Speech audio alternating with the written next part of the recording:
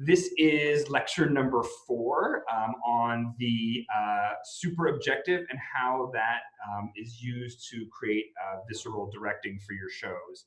Tonight's cocktail is a Sazerac, and a Sazerac is some consider to be the very first American cocktail, cocktail invented in America by Antoine Peychaud in the 1830s. He was a Creole apothecary who emigrated to New Orleans from the West Indies and set up shop in the French Quarter. And the name Sazerac comes from a name of the brandy that was used in the 19th century to make a Sazerac. It tried to become the official cocktail in Louisiana, I think in 2008, and it was not approved by the state legislature, but it did become the official cocktail of New Orleans. And my personal favorite, I will say, is at the Carousel Bar, which is an experience if you're ever in New Orleans. So we're going to start with Absinthe, because what else would you start with? This is Vieux Carre. It is actually made in Philadelphia, and at least the last I've heard, it is the only true absinthe made in America. And by true, I mean it's made from the Genepi plant, which is found in the French Alps. So the Philadelphia distillery cut a deal with a producer of Genepi in France and gets it shipped to them so that they can make a true absinthe.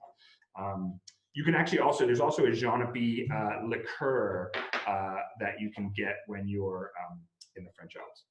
So you do a tiny little pour into, I'm sorry, I'm gonna raise it up, a tiny little pour into your glass, and then you slosh it around, roll it to flavor it. Now, some people say pour the absinthe out. I don't know the point of that. I would just pour it into your shaker glass. So we'll pour the absinthe into the shaker. That is step 1. Step 2 is we are now going to use normally a sugar cube. Thanks to quarantine, I do not have sugar cubes, but a sugar cube is exactly 1 teaspoon of sugar. And it's actually used as a measurement for that. So we'll do a teaspoon of sugar. That's what that was. And then we're going to do a half a teaspoon of cold water on top of that sugar or sugar cube. So there's our teaspoon of cold water into the shaker glass. Then we're going to switch to our Peychaud bitters, named after the maker. 3 dashes of Peychaud, 1, 2, 3. And followed by 2 dashes of Angostura bitters, 1, 2. And then we're going to muddle. Here's our muddler. There's our glass. The muddler goes into the glass, and we grind. Exactly the kind of activity you need after a long 8-hour day directing. So this is really part of the directing lecture series, is also how do you go to sleep after directing. Consider this a bonus for that. Great. And then we are going to take our rye. This is a rye from Kentucky that I absolutely love. And we will do equal parts, about 1 1/4 ounces of rye. And there that is. And we will match that with a cognac. Equal parts, so about another 1 1/4. Okay, in. Excellent. Now ice cubes into our shaker. And we are going to stir this instead of shake it, because we want a really clean cocktail here. So there's our stirring until it gets very, very, very cold. So it's a strong stir. Done. Top onto strainer. There's our strainer. Into our glass, into our rocks glass, which is a chilled rocks glass. It was washed with the absinthe. There, and then finally a twist of lemon, which is the goal is to get the oils into the drink, though I always just like to drop it in, and there it goes. So, Sazerac, cheers for this evening of talking directing. Delicious. Should be one of the hardest drinks to drink, and the trick of it, Sazerac, is if you nail it, it tastes very easy to drink, very dangerous in New Orleans. Tonight, we're going to talk about super objectives and how they apply to directing. What's your rye brand? That's a great question, Janet. It is called Pinhook. I have not seen it outside of Kentucky, I'm afraid. The Pinhook rye, anyway. Great.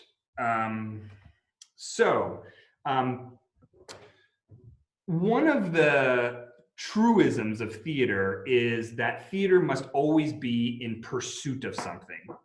Inside of theater, there must always be a constant act of pursuing something. Now, we know that's true for actors, and actors achieve that through objectives. They're always seeking to achieve their objective, and that keeps a sense of forward momentum, a sense of falling off the cliff for the performer.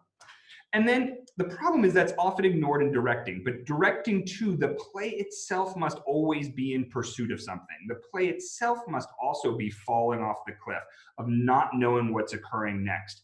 If you've ever been in a show and it feels like the show should have ended 15 minutes before it did, it's because we stopped being in pursuit of something. We stopped the forward momentum.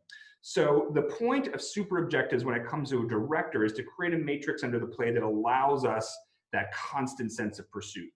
It also, very importantly, super objectives make sure that we're responding to the play that's on the page and not our idea of the play. Our first three lectures were about how to sort of make a play and filter it through yourself, how to make sure that you're bringing a point of view and that that play is filtered through your own sense of history and self and culture. Well, an important part that we didn't talk about is that before you start examining your jelly, before you get inside of the POV, you need to make sure it's the play itself that is being filtered through that POV, not your assumptions about the play, not your idea about the play. So when we have a classic play, just over the years, a classic play starts to acquire a lot of dust balls connected to it. There's a lot of assumptions that get made about that classic play. That classic play has a lot of productions, and that production starts to produce stereotypes about the play.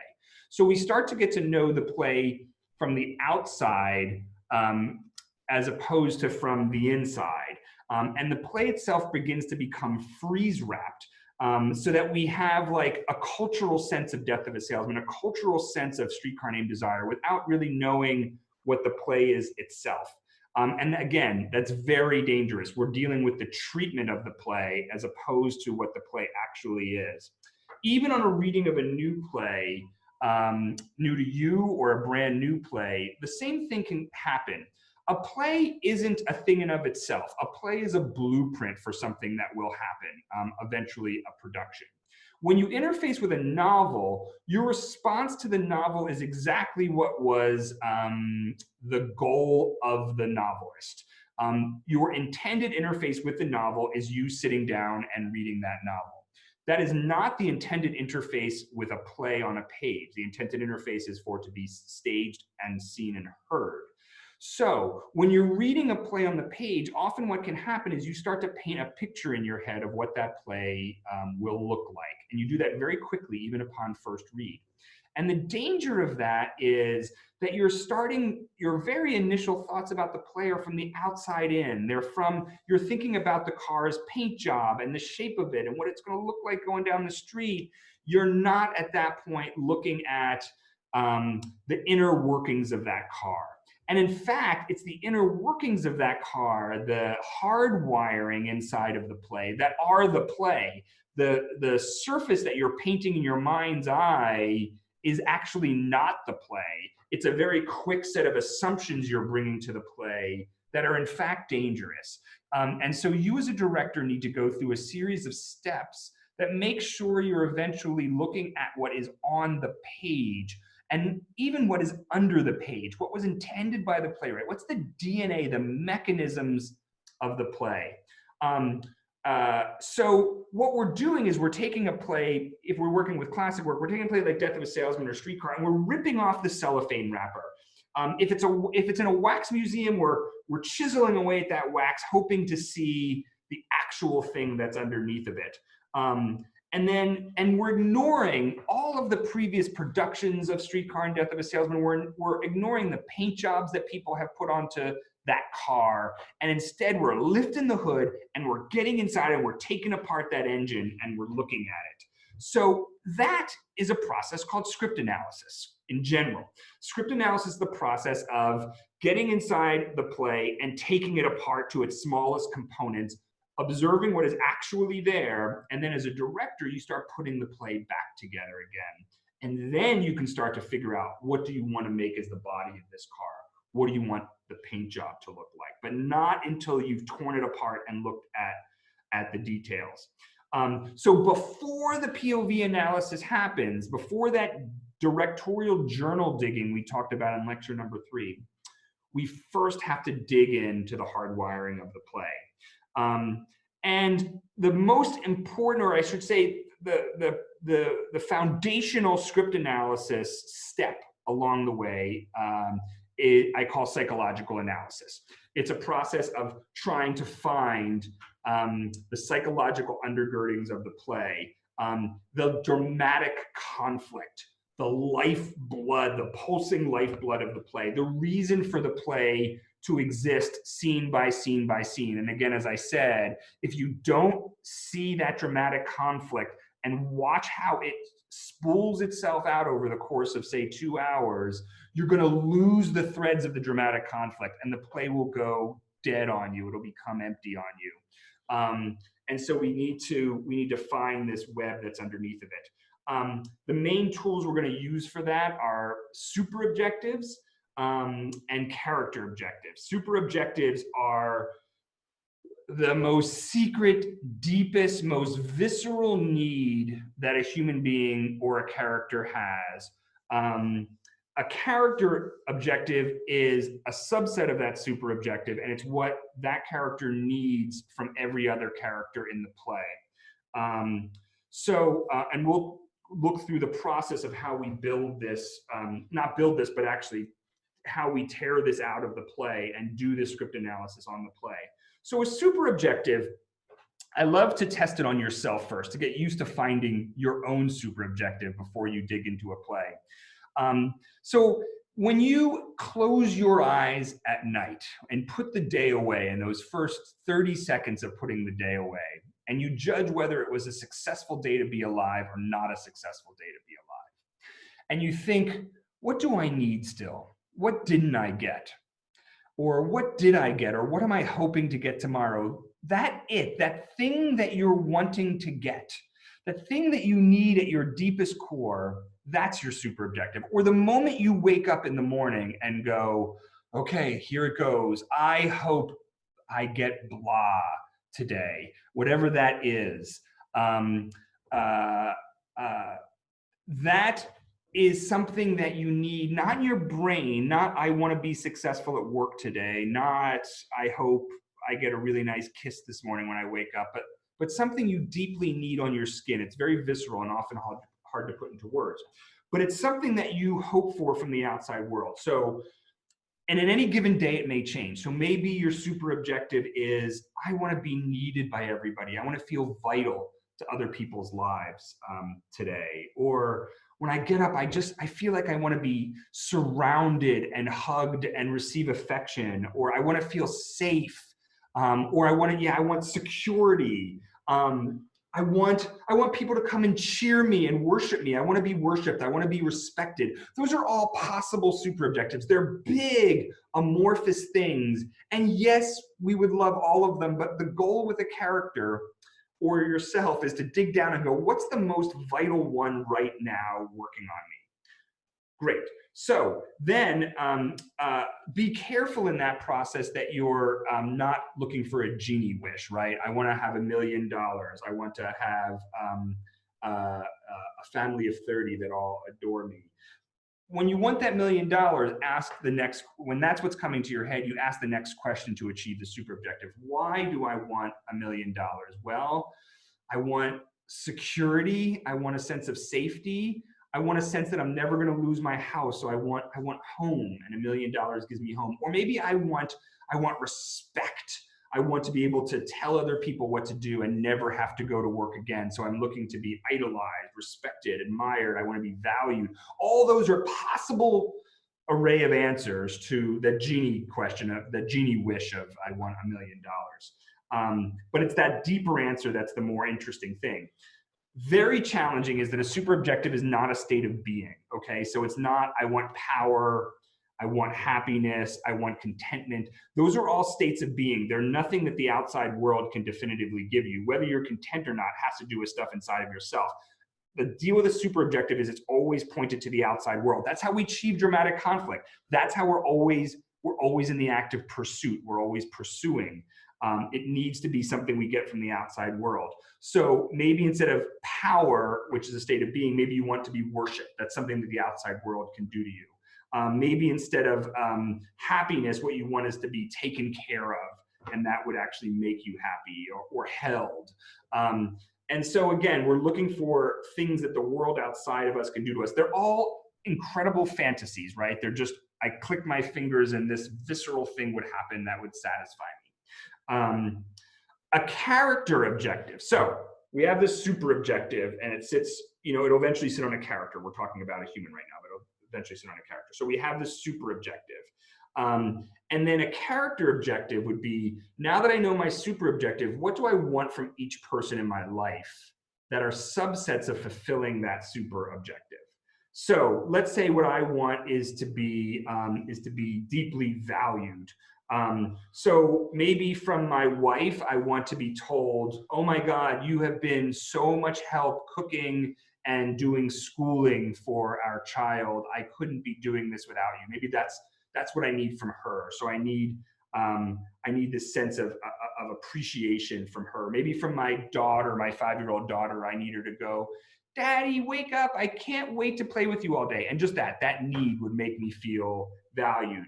My teaching colleagues, maybe I need to hear from them that I'm irreplaceable to my students, that they feel like that the students' education would be completely different if I wasn't there. And maybe for my students, from them, I need to feel like a little idolized and respected and looked up to and told that like I've changed their lives. So those are all character objectives that are coming to me from people in a matrix around my life that fulfill my super objective of being valued in general. This is going to play itself out. We're going to take it to a play. Now, for a character objective, there's 5 criteria. And these criteria, for those of you who are actors in the crowd, also apply to any objectives that you would bring to a scene. But they're going to apply to this idea of a character objective, which is what a character wants from another character for the entire play, not just a single scene.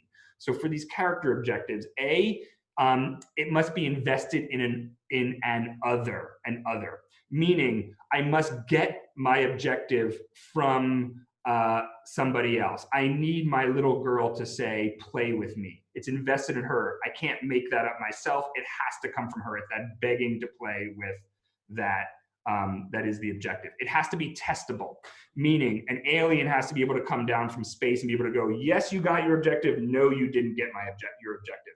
Her crawling onto bed and going, play with me, totally testable. It either happens or it doesn't happen. So that's number 2.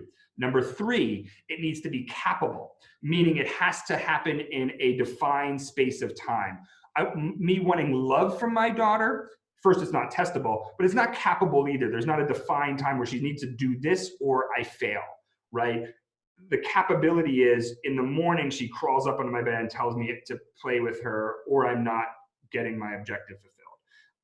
It needs to be in the positive, meaning it needs to be something that my scene partner or my character partner can do in the positive. So it shouldn't be like, I want them to stop complaining. I want them to go away.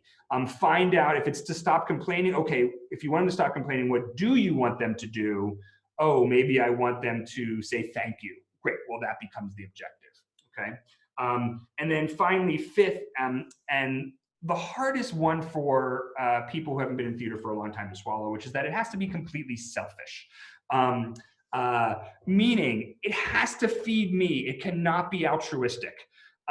Dramatic conflict comes from the fact that we have drives and we have needs and they clash with other human beings on earth, and that is the DNA of theater. And so this selfishness doesn't mean it's solipsistic. It doesn't mean it's self-centered. It means that it's something that fulfills you. The objective fulfills you. So it has to be selfish. I get something from my daughter saying, I love you, come play with me. I feel valued, okay? It's for me. So even when you have Mother Teresa, she gets something out of her acts. If you give $1 to a homeless person in the street, there's something that you get in return. Maybe what you want is a smile. Maybe what you want is a thank you. Maybe what you want is a sense of, if you imagine that your father's looking down at you and going, good job, giving to the needy, that something is fulfilled. You receive something selfishly from the outside world at the moment of doing that altruistic act. So again, invested in the other, testable, capable, in the positive, and selfish. Those 5 things all apply to your character objectives. And again, the character objectives are what you need from each character in order to get your super objective. So let me show you with a little screen share how this plays out. So here's a little silly character matrix that exists from my life, as I was just saying. So I want to be valued. So from my daughter, I want her to crawl in bed. My wife, I want the thank you. From EgoPo audiences, I want to be told, you inspire us. That's what I want after the end of this lecture. From my students, you changed my life. From my colleagues, you're irreplaceable. Even from a stranger in the supermarket, I'm going to be as amazing at you at social distancing, right? So even every single person that a character comes into contact with over the course of the play, you need something from them the moment they enter the stage. In life, you need something from somebody the moment they pass you in the street or the moment you visually pick them up in the street. It might be a smile. It might be distance. There's something that your body immediately creates a need to every other human body in space. And that matrix, that web creates this a sense of connection between you and the rest of the world. And that connection vibrates. That connection is the dramatic tension. Now, this is a tiny piece of your objective matrix. Notice I'm at the center. I have a super objective, but in fact, all of the other people around me need something from me as well. So I don't just need from them, they also have super objectives and need from me. So in fact, there's a whole nother set of arrows, not that I filled out here, going in the other direction. So maybe my daughter needs from me a smile and say, I'm happy you're here. Maybe my wife also needs to be thanked for all the help. Maybe EgoPo audiences need from me an appreciation and seeing and knowing them. Maybe my students need a sense of pride from me back at them, et cetera, et cetera. So there's character objectives going in both directions. And again, we're starting here in this real life example, starting to create that matrix of tension. Now, they, as I said, each have super objectives and they have needs from each other as well. So that starts to look like this. So my daughter also needs something from my wife needs something from my daughter, my wife might need something from EgoPo audiences, et cetera, and we get a really complex matrix. Just with my daughter and my wife, maybe my daughter's main super objective, what's her super objective at 5? I've never thought about that. Probably to be, I don't know, I'm gonna say cheered. She loves being cheered on, affirmation. Because life is hard when you're 5, you don't know a lot of stuff. So maybe she needs affirmation from me and affirmation from my wife. But maybe what my wife needs from my daughter is appreciation. And they clash against each other, right? There's tension, like she needs affirmation, she needs appreciation. And again, we're starting to create this push and pull as if these were planets in space tugging on each other, but we're doing it with the undergirding of psychological need from each other. That psychological need creates psychological conflict. Now notice my daughter wasn't at the supermarket with me, so she doesn't have a need from the stranger at the supermarket, neither do my colleagues, right? So not everybody connects when you're doing this for a play. It has to be, they have to be on stage at the same time, or at least know of each other's existence in order for there to be a line of need between each other. So That's how it works if we were using this real life example. But we're not doing this ever in real life. And it's a kind of fake example of what I was just saying. So the psychological analysis of a play is different from real life in that we already know our history, our own belief system, our own secrets. We know a lot about our own psychology and emotional life, so that when I ask you what your super objective is, it's pretty easy with a bit of introspection to figure it out. However, that is not true of characters that we meet in a play. We don't know that much about them. And when we first pick up a play, we know nothing about them. And that's where something called given circumstances come into play. They are sometimes given lip service to, and they are, in fact, if the most important, they are the nuts and bolts. When you're tearing apart that engine and you get to the smallest pieces, that's given circumstances. Given circumstances are what anybody says about a character in a play, what that character says about themselves. Sometimes it's in stage directions. The playwright writes it in stage directions. And sometimes there's hints from a playwright bio, and we'll get to that. It's a rare case. But in given circumstances, everything you could possibly know about a character as told by the playwright. Because Willy Loman doesn't exist in real life. I can't go research him. Everything that I know about Willy Loman, I have to be told by Arthur Miller. Again, except for that bio case, which I will get to. So I very carefully read the play, and I note down what every single person says about Willy Loman and what Willy Loman says about himself, and if there's anything in the stage directions as well. And there's tiny, tiny clues that can be really, really important when it comes to these given circumstances. So there's obvious stuff we know about Willy. He's 60 years old. He lives in Brooklyn. He's married to Linda. His sons are Biff and Happy. He's been a traveling salesman working for the Wagner family for his whole life. Easy stuff. He has been working on straight commission for a while without salary. He was taken off salary and put only on commission. He's been having trouble driving. He's been falling asleep at the wheel. He's been asked to transfer to New York so he doesn't have to drive as often, and he's been turned down. He's been borrowing money from his neighbor Charlie and turning down job offers from Charlie. He's been preparing a rubber tube to put into the heater. All really important, immediate given circumstances. Those are given circumstances leading right up to the play. And then there's some really important historical stuff that often gets glossed over. Willy's family sold flutes out of a covered wagon that went across country from the East Coast to the Midwest. His dad abandoned him when he was very young, and he was raised by his mom. His brother Ben also abandoned him when he was young to go diamond hunting. And then more immediately, he had an affair. He was caught by his son Biff. The boys now live away from home.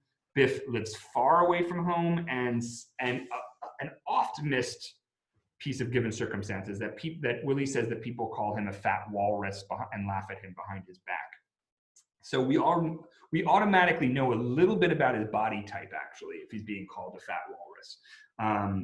It has to at least be that he could think that he could think that was true himself. The fact that he was abandoned by his dad, super important, abandoned by his brother, and that Biff is also living far away from home and in a sense has abandoned him as well, and this sense of being laughed at is super important. And these are tiny little clues, and if you jump over one of them, you literally start putting the body on the wrong car engine.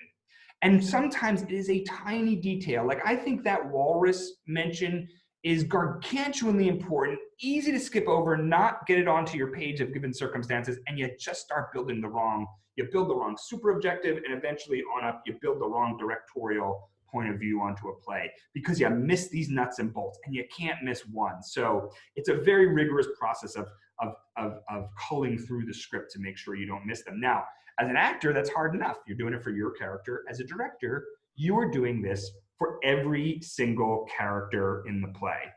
And that is a lengthy process, a couple of weeks process, easy. The next step that I do from there is I create what's called a heaven and a hell. So I go, okay, what is Willie's heaven? If Willie could click his fingers, and this has to be Willie at the start of the play, by the way, to get a super objective. So Willie's heaven at the start of the play, maybe his boys have been away, Happy comes over, but not much anymore, and Biff's been away a long time. So maybe he wakes up in that first morning that the play starts, and the boys are sitting at the breakfast table, and there's a huge breakfast, and they go, Dad, we came home because we want your advice. Tell us what we should do for a living. And maybe that's all Willie needs. So what you're looking for in the heaven is just it's all subjective.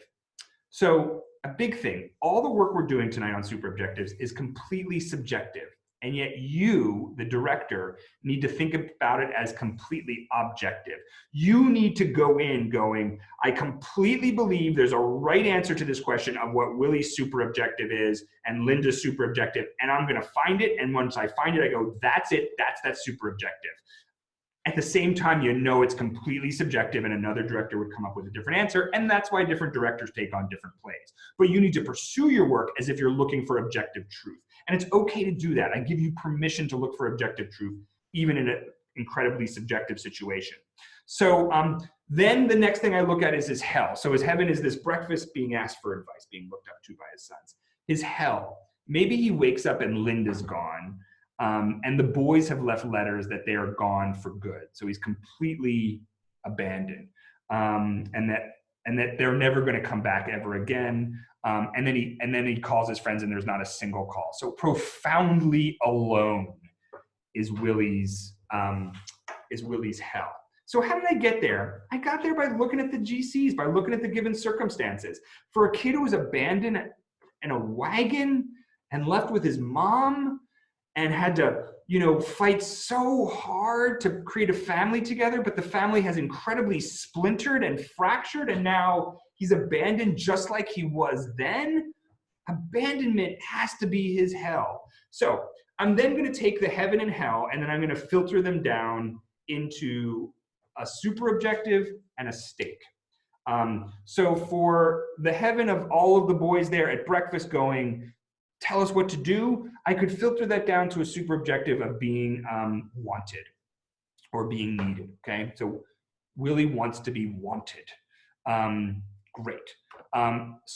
Stake, we're really close to being there already, abandonment. So to be wanted, to be abandoned, right? Fits the sort of like abandoned child perfectly, right? And I'm always going to work with a super objective and a stake as if they're two sides of the same coin, and I never go anywhere without both of them. I never talk about the objective, the super objective, without the stake. I never talk about the stake without the super objective. Sometimes one's the more vital of the two of them at any given part in your process. Just always have both. So to be wanted, profoundly abandoned. So what we found in the GC is that Willie is like this giant baby, and that the whole world revolves around his infantile needs. And so this idea of abandonment, by getting it to the super objective, it boils up in the given circumstances, and then we articulate it into the super objective.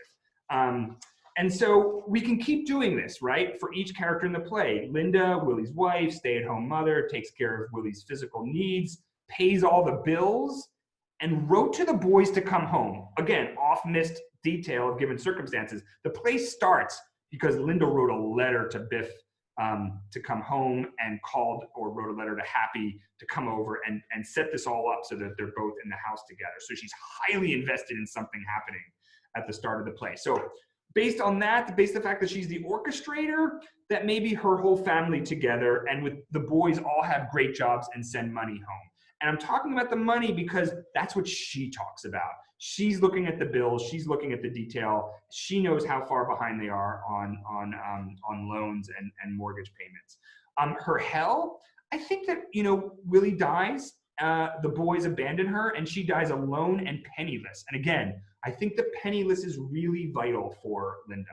So we take those heaven and hells and we filter them down into a super objective and stake. Maybe she wants to feel surrounded and safe. Maybe secure is the only word we need for her. She just wants to be secure. with her steak that she's abandoned and left alone. And right away, a bell goes off. Ah, we're getting multiple abandonments. Biff, high school quarterback, used to make fun of his teacher to please his dad, used to be mean to his brother to please his dad, was mean to schoolmates to please his dad, discovered the affair that his dad was having, gave up on his scholarship. He's been out west without bouncing from jobs, been in jail, and he steals incessantly.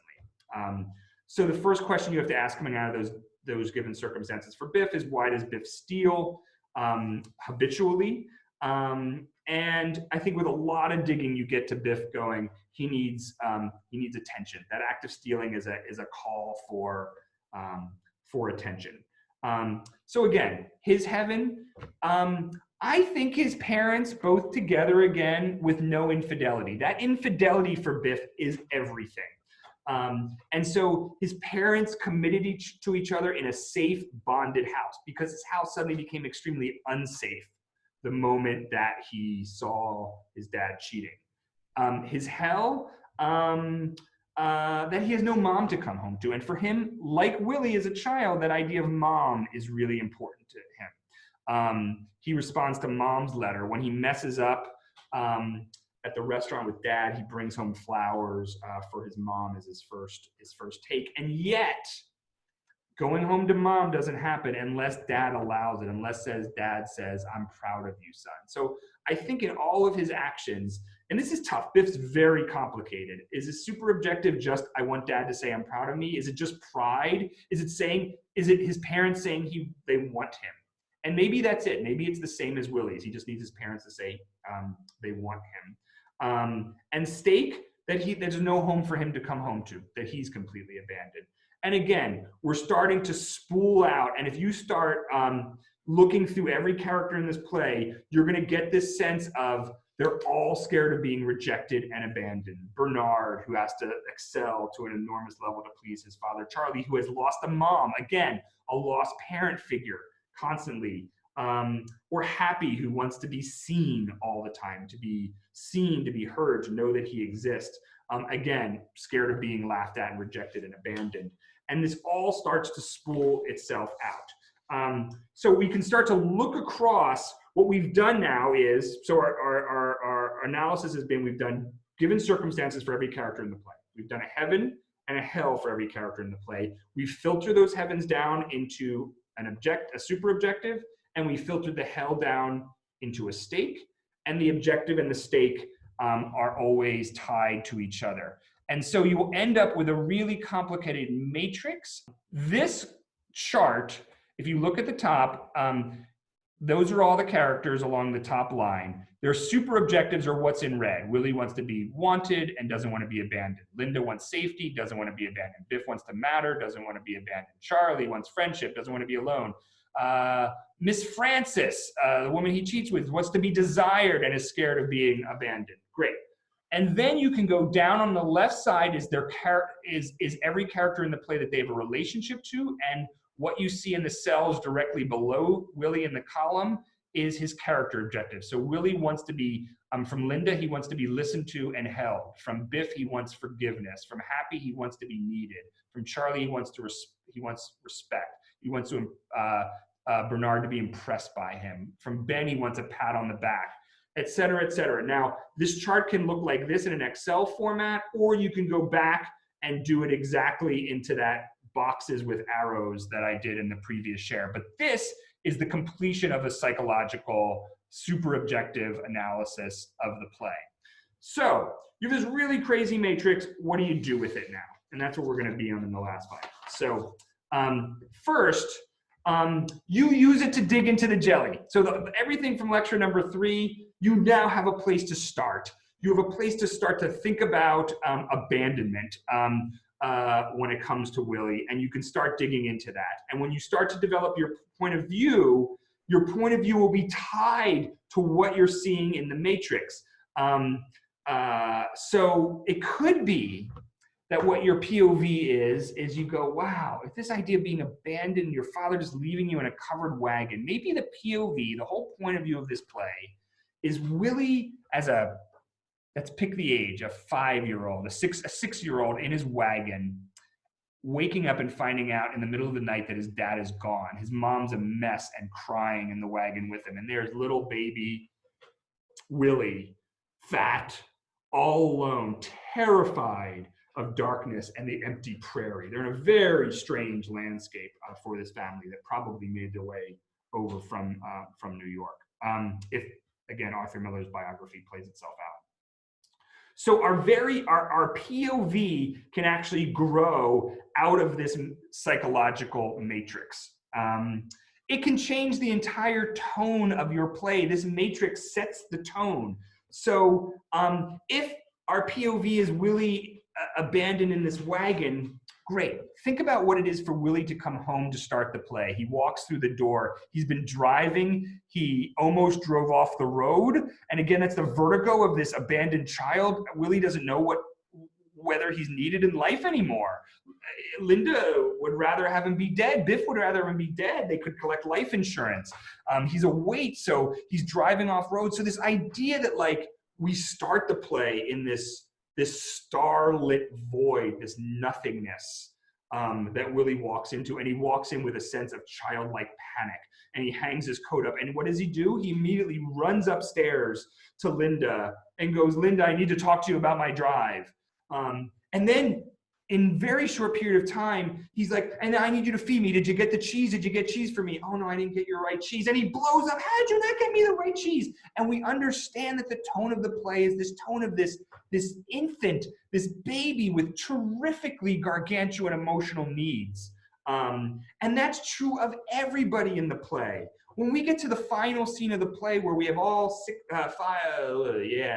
four family members together in the play, and Biff pulls out the rubber hose and lays it on the table. They all want something right there. There are all these desperate children going, Biff going, please, Dad, please see me and tell me I'm good. With Willie going, please, I just need to be told you need me. I need to be told I'm valuable. And you get the sort of psychological intensity of what that will fill that scene. So our psychological analysis isn't just sitting there. It's not just rote work. It's literally infecting the tone of every scene in the play. It can change the physical production of the play. So maybe the play is this sense of what would this baby, this 6-year-old Willie need? He would need enclosure. So maybe the house feels this wonderful warm enclosure that Willie created years ago with his own hands to feel safe, to feel secure, to hunker down with his family. But that sense of safety can keep becoming permeable, that the walls become see-through, and we go back to that starlit, frightening, horrific void of space that frightens Willie. And so our very physical production wants to be a reflection of this psychological structure that we've played out. The matrix can glue your cast together, very importantly, and make sure that there is consistent dramatic conflict. Imagine that you do this matrix, but then your actors are like, I think I want to be respected. I think I want to be worshipped. And some doing your matrix, some not doing your matrix. All of a sudden, what you have created as the psychological tension, like I've just recounted for a scene that gets you through the play, that drives us all the way to the end of this play, this desperate need to be accepted, to be brought in, to be told you're important or needed. If somebody's off of that psychological structure, the play is going to lose that forward drive, that pursuit that I talked about in the beginning.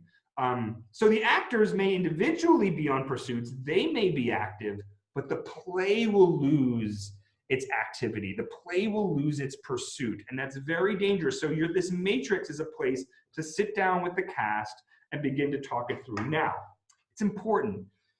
Actors have to believe in the super objectives and stakes, or it's of no use whatsoever. They could go, great, I hear you, that's my super objective at stake, and I'm going to ignore it. It's important to know that, again, this process is subjective, but you as a director have a kind of frame or world of the play that you've built through this psychological analysis. So it's okay if they use different words. It's okay if there's different flavors to it. And in fact, they may come to you with alternatives that you're like, oh, much better way of putting it. Deeper, yes. And I love that process of going, hey guys, I think Willie needs to be held and accepted, and then, you know, my actor comes back and gives me a deeper version of that. Super. It's still feeding the matrix, and I'll actually go home and I'll adjust the matrix, and I'll keep the matrix up to date. So I actually do that all in the second day of rehearsal. First day of rehearsal is a read through, talking about directorial vision, POV. Come in for the second day of rehearsal, and let's talk given circumstances, let's talk super objective and stakes. And I am comfortable now with the fact that I cannot move on into my process until that's done, until we have all the given circumstances on the table and have talked through stakes and super objectives. Now that said, that process can be really vital. I think for Curse of the Starving class, it went on for 2.5 days once we dove into it. And it was great. And my matrix deepened and deepened, and I went home and tweaked based on what the actors were giving me. So it is a give and take process, and yet in the end, everybody has to be on the same page. And finally, the matrix is a guide for every scene in the play. So you can now use this matrix and go, okay, I'm at the restaurant, the steakhouse scene, and Willie's coming in and he's like, I need, boys, give me good news. So he's desperately needing this sense, boys, tell me I'm valuable. Tell me I was a good dad. Meanwhile, the boys are coming from some bad news and they're going, oh, Dad, just tell me you're proud of me, man. Just tell me you're proud of me. And their heads down and they're like, oh, maybe, Happy's like, well, maybe if I have a chick next to me, yeah, Dad will think I'm cool and I'll try it that way. And I'm looking at the matrix and going, what choices is Happy and Biff making that fit this matrix, that sit as subsets of this matrix? So I'm never losing the forward momentum of it. When an actor pursues an objective, you have an exciting forward momentum through that actor. But when multiple actors pursue objectives simultaneously that are in conflict with each other, you have a third thing, two actors pursuing an objective, a third thing is created. This dynamic forward, almost lightning bolt that comes out of two actors pursuing something from each other, not getting it, but continuing to pursue it. Because what happens is this actor tries to pursue it. This actor responds to that pursuit and tries harder to get it because he's not getting what he wants. And again, there's another response, and there's this continuous almost, I'm going to say avalanche, even though my fingers are going uphill, but this falling off the cliff, this forward momentum, this sense of the play being out of control. We know that the benefits of an actor being on objective is that inside they are out of control. They do not know what's going to come out of them next. With a whole play being on objective, with the whole matrix being there, the whole play doesn't know what it's going to become next. The play is falling out of control. Now remember, however, what I said in the lecture number 2, the riverbanks. The structure is clear. That's been developed in rehearsal. We know what the blocking is. We know what the lines are. We know what the psychological structure is that came out of today's work. Today's work was creating the psychological aspect of those riverbanks. But with having that psychology there, the water inside the riverbanks, the internal emotional life of the play, that is out of control, right? We're never going to go off the roller coaster tracks, but that roller coaster is going to fly dynamically down those tracks if you have this psychological structure there. It's the fuel for that water to flow through the river banks. And that's what makes the play visceral. So psychology is translated into visceral, physical, out of control sensation because everybody's trying to achieve objectives at the same time. They're clashing against each other and sparking. And that sparking, the audiences can feel viscerally in their bodies if the actors are truly all hoping and wanting to get what they want to get as characters. Not pretending that that's their objective, not playing it being their objective, but literally pursuing that objective live on stage creates a sense of out of control forward momentum. This is an interesting part of directing. I mean, often actors, psychological analysis is left to the purview of actors, and directors are sort of working from the outside in. But for me, I actually feel like this is the place that we really can join together to help create a super unified production, and one that's driven by the same energy that's driving the actors. Stephen, I see that you have a question. Take it away, Stephen. Hi. My question is, I get the idea when you're reading per character. I've learned to read the play each time you read it from a perspective of a character. What's your approach on your first read? your first read, how do you look to, because one of the things you set up initially was being careful not to impose your initial outcome or initial impression, and I always find myself doing that unconsciously, and I'm looking for ways to make sure I don't do that. It's a great question. I am very scared of falling into the same trap, and I have a very particular analysis I use to avoid that. So I actually have a script analysis I do before the psychological analysis called an association and reflection response. So in the first read, and I normally take 3-4 days to do the first read, so I'm only doing a little tiny portion of the play each day. I have a pencil for me, paper, and I write down everything that pops into my head as I read that play. Some of it might be there, oh, it's a rainy day. And some of it might just pop to me, oh, lightning, dark clouds, a faint rainbow, trees, branches breaking. You know, those might be just associations that I'm doing, and the script just said a cold, rainy night. So I'm allowing myself to just riff off the play, and I just make a long, straight list of associations. It might end up being 4 or 5 pages of associations before I end. For me, that first read, and really it's the first read of like, I'm gonna do this play, is really vital and irreplaceable. And it's allowing my unstructured creative self to respond to it.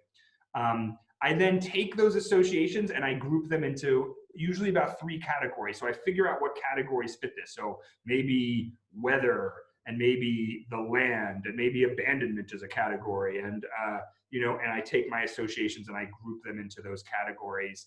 I then take those 3 categories and I go, okay, what's central that's in common with these 3 categories? And I consider that my beginning central image of the play. So it's this really creative riff off the play that I'm doing first of all. I now need to take that and I completely set that aside for the exact reasons I talked about, which is I could have faked myself out. I could have been responding to the paint job of the play and not the engine.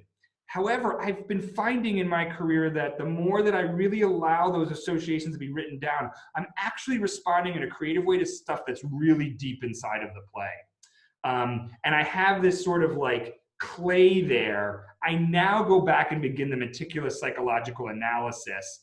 And then when I go to the next stage, which is the process of starting to develop my POV, I have all of those associations there, and they usually tell me, as I bring them together with the psychological analysis, they usually tell me what the POV is going to be. It's sort of my creative mind and my analytical mind coming together. So I hope that helps a little bit. It's good. Thank you. Yeah, you're welcome. Jean, I'm going to allow you to talk with a question. You can talk now. Not allow you to talk. I mean, I'm going to enable you to talk. Oh, and Jean, you have to unmute yourself, I believe, as well. You have yourself muted. Okay. Ah, there you go. On the matrix, there were, under each actor, there were 2 words with a slash. The objective, one was the objective, and the other was what's at stake for them, what they are afraid of.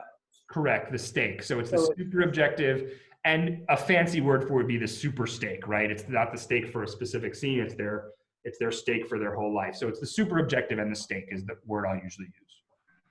A super objective is the same as the stake? That's the no. Those are the 2 sides of the coin, right? So the super objective is the one thing that would cause you deep fulfillment, and the stake is the thing that would plunge you into your hell. So they're 2 sides of the same coin. They're they're opposite faces of the same coin. The heaven and the hell. Okay. The heaven and the hell, exactly. So the heaven gets filtered down and becomes a super objective. So the heaven I start descriptive, and then the hell I start descriptive, and they get filtered down into single psychological words, the super objective and the stake. The reason that I found this heaven and hell to be really useful is we can get intellectual if we try to boil down too fast. If we jump to a super objective and a stake too rapidly, they tend to be heady and intellectual. The hell and the heaven allow us to, I can write out a full paragraph if I want. I can sort of feel my way through it before I then filter it down. Okay. Thank you, Jean. Any last questions? Dane has a question, so I'm finally gonna try to find him. The strange thing is that Dane is no longer showing up on my list. And so, Dane, why don't you type your question?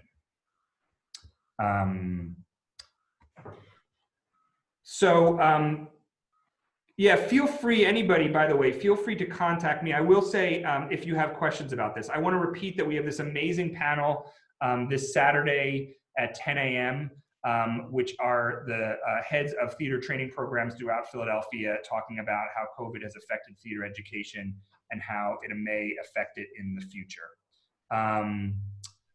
So storytellers talk about stakes. My interpretation, I'm reading a question, my interpretation is that a stake is what does the character have to lose? Is that what you mean by stake? Yeah, the stake is the for me, the stake, I think this is aligning with what you're saying, Megan. The stake is the worst case scenario. It's the thing that you run away from at full force in your life. And personally, I find it easier to find my stake in life than I do to find my super objective. We kind of respond to fears even more strongly than we respond to our hopes. So the stake is literally what you're running away from. It's your hell, it's your devil, it's your worst case scenario. Thanks for asking. So next week, we're going into my favorite lecture, which is Imbalance. It's at the core of everything I do. I was hoping this question would come. One last question. When you're working with a less accessible script like Beckett, or something more avant-garde and fantastical like Strindberg's A Dream Play, what is the process of finding super objectives for those characters when the world of the play is far less like our own? This was actually on my if time to talk about. I'll talk about it briefly, which is even approaching a play like Waiting for Godot, which people say is not a psychological play. They'll give it all, people will define it in different ways. It's the end of character. A great dramaturg named Eleanor Fuchs once said, the death of character was Waiting for Godot. I personally cannot direct with that knowledge. I think dramaturgically it's entirely true, and Eleanor Fuchs is brilliant. However, I can't direct going, it's the death of character. I got actors on stage who need something from each other. I still have the same reality, which is that dramatic conflict is what drives us through the end of the play. And so the great thing is you take a play that doesn't seem to fit the other dramatic rules of naturalism like Godot, and you apply the same psychological strictures to it and go, what does Dee Dee need from, what does Vladimir need from Gogo? What does Gogo need from Vladimir? What do they need from Pazzo? And do the same exact thing. And I think you end up with actually a wonderful play. They're actually kind of like 5-year-olds, and Gogo needs attention. Vladimir needs to know that he's important. Vladimir needs to be seen as examples. I'm not saying that's the right answer, but and you pursue those. And then what's great is you're bringing the psychological vitality to a container that's this strange, non-realistic container, and it actually fills it really beautifully from the inside and gets us that forward momentum. It's my favorite thing to do, is actually to bring psychological analysis to plays that don't seemingly have it, and watch that play just sort of bloom alive from the inside. So there we are for the evening. Thank you all very, very much. Again, please consider a $15 donation to EgoPo. If you can, just go to go to egopo.org. That's what I meant to say, egopo.org, our website, and you can donate there. Thank you all so much for joining me every week. It's amazing that there's so much turnout. And I look forward to seeing you next week for our talk about Imbalance. Bye-bye, everybody.